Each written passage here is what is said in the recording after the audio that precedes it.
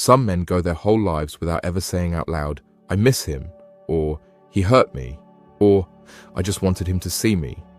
And not because they don't feel it, but because the words get stuck somewhere between the chest and the throat, like trying to cry underwater. We don't talk about our dads. Not really. We might joke about them. We might say, "He did the best he could," or "He wasn't around much," or "He worked a lot." But we rarely go beneath the surface. We rarely talk about the shadow he left behind. Whether he was physically there or not, most of us were raised in a room where his approval either filled the air or his absence hollowed it out.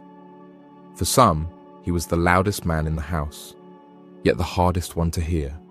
For others, he was a ghost, a name, a photograph, a stranger who gave you your face but never showed you what it meant to be a man. A lot of men grow up chasing that one look, that one word, that one moment of "I'm proud of you" that never came. And even when we say we don't care, deep down, part of us still wonders what it would have felt like to be chosen, to be seen, not just tolerated, to be hugged without feeling like we had to earn it. There's a weight that sits in a boy's chest when he grows up trying to guess what makes him enough. And when that boy becomes a man, he carries it like a second spine. It shows up in how he works, how he loves, how he parents. Some of us became everything our fathers weren't. Some of us became exactly who they were, even when we swore we never would. We don't talk about the anger, not just at him, but at ourselves, for needing him, for still aching over something we pretend doesn't bother us anymore. We don't talk about how complicated it feels to love someone who taught us to hide our softness, or how confusing it is to miss someone who made you feel small. And maybe it's easier not to talk, because talking means remembering the way his footsteps made you tense, the way you practiced conversations in your head, hoping he'd finally listen. Or maybe you remember the quiet, the way you sat at school events looking out into the crowd, pretending it didn't matter that he wasn't there.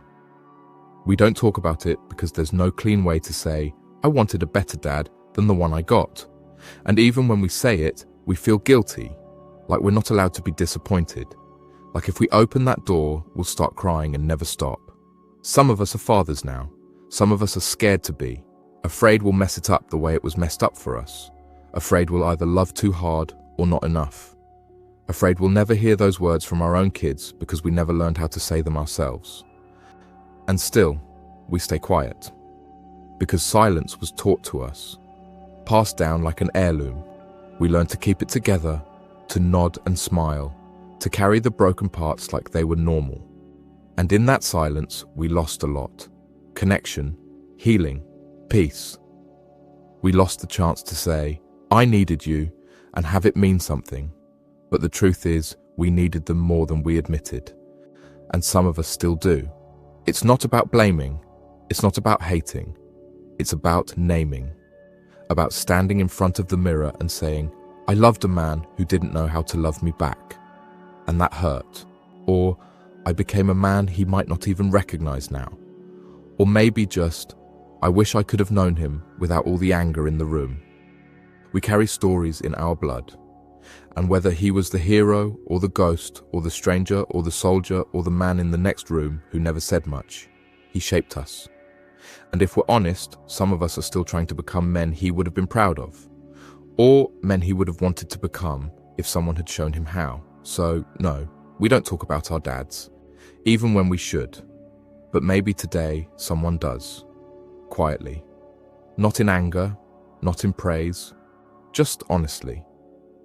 Maybe it doesn't fix anything. Maybe it's not supposed to. Some stories don't need a happy ending, just someone brave enough to finally tell them.